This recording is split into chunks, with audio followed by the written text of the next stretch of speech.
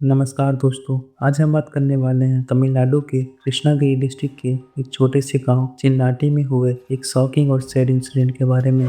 ये इंसिडेंट सुरेश और भारती की, जिनका परिवार दो बेटियों के बाद 5 महीने के बेटे ध्रुवन के जन्म से पूरा हुआ था। सुरेश ने बेटी की चाहत में भगवान से बहुत प्रार्थना की थी और 1 लाख रुपए धार्मिक अनुष्ठान के लिए सेव किए थे। जुलाई 2025 में जब ध्रुवन का जन्म हुआ तो सुरेश की ये इच्छा पूरी हुई, लेकिन ये खुशी सिर्फ 5 महीने तक ही रही। 2 नवंबर 2025 की दोपहर 3 बजे गांव में गम का माहौल छा गया। भारती ने सुरेश को बताया कि उनका बेटा ध्रुवन अब इस दुनिया में नहीं रहा। भारती ने दावा किया कि वह ब्रेस्ट फीडिंग कराते हुए सो गई थी और जब जागी तो ध्रुवन की सांसें बंद थी। घबराए हुए सुरेश ध्रुवन को सीने से लगाए तुरंत केलामंगलम के गवर्नमेंट हेल्थ सेंटर पहुंचे। डॉक्टर्स ने इंसिडेंट को एक्सीडेंटल सफोकेशन या एस्पिरेशन का रेयर केस बताया। उन्होंने कहा कि ब्रेस्ट फीडिंग के दौरान मां या बच्चे के सो जाने पर, खासकर सॉफ्ट सरफेस पर, बच्चे का एयर फ्लो मां के ब्रेस्ट से दबकर ब्लॉक हो सकता है। डॉक्टर्स ने डेथ का असली कारण जानने के लिए पोस्टमार्टम करवाने की एडवाइस दी, लेकिन सुरेश अपने बेटे के शरीर को कटवाने के डर से घबरा गए और मना कर दिया। इसके बाद ध्रुवन की बॉडी को फैमिली को हैंड ओवर कर दिया गया और सुरेश ने रिलेटिव्स के साथ उसे गांव में ही दफन कर दिया। पूरा गांव ध्रुवन की डेथ से बहुत दुखी था। सुरेश और भारती की हालत देखकर हर किसी का दिल भर आया। यह ट्रेजेडी एक दर्दनाक एक्सीडेंट मान ली गई थी, लेकिन असलियत कुछ और ही थी जो कुछ ही दिनों में सामने आ गई। इस कहानी का सबसे बड़ा ट्विस्ट तब आया जब ध्रुवन की मौत के सिर्फ एक हफ्ते बाद, यानी 8 नवंबर 2025 को पुलिस फोर्स, फॉरेंसिक टीम और मेडिकल स्टाफ उसी गांव में पहुंचे और ध्रुवन की कब्र को खोदना शुरू कर दिया। यह देख गांव के लोग हैरान रह गए, लेकिन सबसे ज्यादा शौक तब लगा जब सबने देखा कि सुरेश खुद पुलिस के साथ मौजूद थे।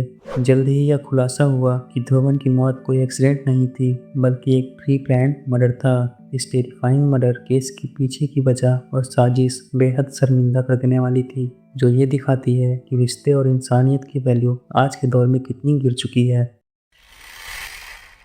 सुरेश और भारती की शादी को 6 साल हो चुके थे और उनकी 5 साल और 3 साल की दो बेटियां थीं। सुरेश, जिनकी उम्र 38 साल थी, एक दिहाड़ी मजदूर थे और एक बेटी की चाहत रखते थे।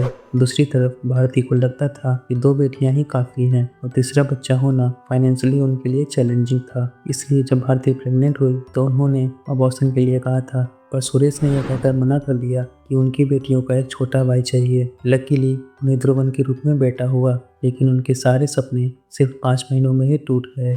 असली प्लानिंग का खुलासा तब हुआ जब ध्रुवन को दफनाने के बाद सुरेश घर लौटे। घर में गम का माहौल था और रिलेटिव्स मौजूद थे। अगले दिन जब सारे रिश्तेदार जा चुके थे, तब सुरेश ने सोफे पर बैठे हुए वाइब्रेशन महसूस किया। चेक करने पर उन्हें बिस्तर के तकिए के नीचे फोन मिला। सुरेश को लगा कि यह किसी रिलेटिव का होगा, लेकिन जब उन्होंने स्क्रीन ऑन की तो वॉलपेपर पर अपनी वाइफ यानी भारती की फोटो देखकर उन्हें शौक लगा। फोन में पासवर्ड नहीं था और जब सुरेश ने कॉल हिस्ट्री और व्हाट्सएप चेक किया तो उन्हें पता चला कि सारी intimate chat, video call, voice recording, photo और वीडियो सिर्फ एक ही नंबर से शेयर किए गए थे।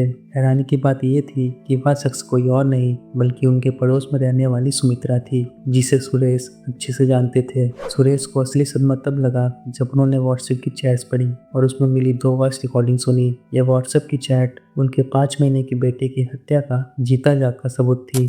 इस कहानी की जड़ 3 साल पहले शुरू हुई थी, जब 26 साल की भारती की दोस्ती 22 साल की पड़ोसी सुमित्रा से हुई। सुरेश जब मजदूरी के लिए बाहर जाते थे, तब सुमित्रा अक्सर भारती के घर आती थी। धीरे धीरे ये दोस्ती सिर्फ दोस्ती नहीं रही, बल्कि पहले रोमांटिक और फिर फिजिकल रिलेशनशिप में टर्न हो गई। ये उनके लिए एक रूटीन बन गया था। भारती ने अपने पति से छिपाकर एक सेपरेट मोबाइल फोन खरीदा, जिसका इस्तेमाल वह सिर्फ सुमित्रा से बात करने के लिए करती थी। उनका यह रिलेशनशिप इतना ऑब्सेसिव हो गया था कि भारती ने सुमित्रा के नाम का टैटू अपने सीने पर बनवा लिया। गांव में इस अनयूजुअल दोस्ती को लेकर बातें होने लगी और लोगों को यह सिर्फ दो औरतों के बीच की दोस्ती नहीं लग रही थी। जल्द ही ये बात उड़ते उड़ते सुरेश के कानों तक पहुंची। समाज में अपनी पत्नी के बारे में ऐसी बातें सुनकर सुरेश गुस्से में आ गए। जब उसने भारती के सीने पर सुमी नाम का टैटू देखा तो उसका शक यकीन में बदल गया। जब उसने भारती से कॉन्फ्रेंट किया तो भारती ने इनकार कर दिया और अफवाह फैलाने वालों पर इल्जाम लगाया। उसका कहना था कि सुमित्रा उसकी बेस्ट फ्रेंड है और उसने टैटू दोस्ती में बनवाया है। लेकिन झगड़े बढ़ते गए और एक दिन भारती झगड़कर अपने मायके चली गई। उसने अपने पेरेंट्स से भी ये बात दोहराई। उसके पेरेंट्स, जो भारती के होमोसेक्सुअलिटी के बारे में नहीं जानते थे, उन्हें समझा बुझाकर वापस भेज दिया। कुछ महीनों बाद भारती प्रेग्नेंट हो गई। शुरुआत में सुरेश के काम पर जाने के दौरान भारती और सुमित्रा फिर से मिलने लगे, यहाँ तक कि उन्होंने इंटीमेट रील्स भी साथ में बनाए।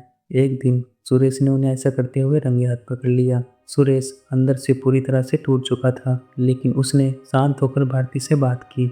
उसने समाज, अपनी इज्जत, बेटियां और आने वाले बच्चों का वास्ता दिया। उसने सुमित्रा को भी वार्निंग दी और ये रिलेशन खत्म करने के लिए कहा, क्योंकि सुमित्रा की अभी शादी नहीं हुई थी और उसका फ्यूचर दांव पर था। उस समय दोनों ने माफ़ी मांगकर वादा किया कि वे ऐसा दोबारा नहीं करेंगे, लेकिन ये वादा सिर्फ दिखावा था। ध्रुवन के जन्म के बाद भारती की पूरी लाइफस्टाइल बदल गई। बच्चे की देख रेख, ब्रेस्ट फीडिंग और उसकी हर ज़रूरत को पूरा करने में उसका सारा टाइम जाने लगा। इससे सुमित्रा से उसकी बातचीत और मिलना जुलना कम हो गया। सुमित्रा को यह चेंज पसंद नहीं आया। वह वॉइस नोट और टेक्स्ट पर गुस्सा और नाराज़गी जाहिर करने लगी और भारती को इमोशनल ब्लैकमेल करते हुए कहने लगी कि अब उनकी फैमिली कंप्लीट हो गई है, इसलिए भारती के लिए वह बेकार हो गई है और उसे अब भूल जाना चाहिए। उसका ये बिहेवियर किसी पजेसिव कॉलेज कपल जैसा था, इमोशनल, जेलस और डिमांडिंग। ये सब भारती के लिए गिल्ट बन गया। उसे लगा बच्चे के आने की वजह से उसके रिलेशन में दूरी आ गई है। ये गिल्ट जल्द ही डर में बदल गया कि कहीं सुमित्रा उसे छोड़कर चली ना जाए। इस डर से भारती ने अगले दिन सुमित्रा को अपने घर बुलाया। सुरेश घर पर नहीं था। जब वे दोनों इंटीमेट होने लगे तभी ध्रुवन भूख के मारे रोने लगा। सुमित्रा इस बात से इरिटेट हो गई और गुस्से में भारती से चिल्लाकर कहा कि अगर यह बच्चा ऐसे ही रोता रहा तो हम कभी चैन से खुश नहीं रह पाएंगे, इसे मार दो। यह सजेशन उससे मैंने दिया गया था। यह एक जहर था जो भारती के दिमाग में घुस गया। इस जहर का असर 1 नवंबर की दोपहर 3 बजे हुआ। सुरेश जब अपनी बहन के साथ किसी काम से घर से बाहर गए थे तब भारती ने मौके का फ़ायदा उठाया। उसने उस 5 महीने के मासूम बच्चे को अपनी गोद में लिटाया। फिर उस गंदी माँ ने उस बच्चे के मुंह और नाक को अपने हाथों से दबा दिया ताकि वह सांस न ले पाए।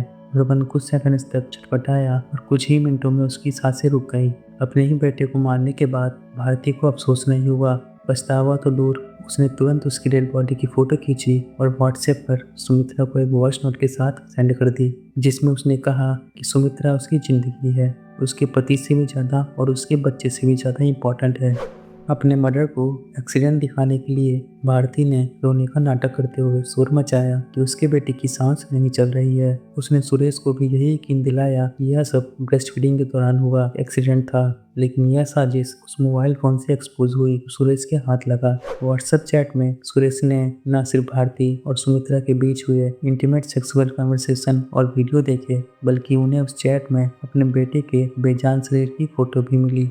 इसके साथ ही उन्हें 2 वॉइस नोट भी मिले। पहले वॉइस नोट में सुमित्रा इमोशनल टोन में भारती से शिकायत कर रही थी कि बच्चे की वजह से उनके रिलेशनशिप में दरार आ गई है, और दूसरे वॉइस नोट में सुमित्रा ने साफ साफ भारती से कहा कि अपने बेटे को मार दो कि वह उनके प्यार में अड़चन बन रहा है। इन एविडेंस के साथ सुरेश ने जब भारती को कन्फ्रंट किया तो भारती उस फोन को देखकर हैरान रह गई। इन सच कबूल करने की बजाय वह सुरेश से ही लड़ने लगी। गुस्से और दर्द से भरे सुरेश घर से निकल गए। भारती को डर सताने लगा कि कहीं सुरेश पुलिस के पास ना चला जाए, इसलिए उसने तुरंत सुरेश को कॉल कर वापस आने और पुलिस के पास ना जाने की भीख मांगी। आखिरकार सुरेश ने वह मोबाइल फोन और कॉल रिकॉर्डिंग को एक पुख्ता सबूत के रूप में पुलिस को हैंड ओवर कर दिया, जिसके बाद पुलिस ने केस रजिस्टर किया और भारती और सुमित्रा दोनों को अरेस्ट कर लिया। ध्रुवन की बॉडी को कब्र से वापस निकालकर पोस्टमार्टम के लिए भेजा गया।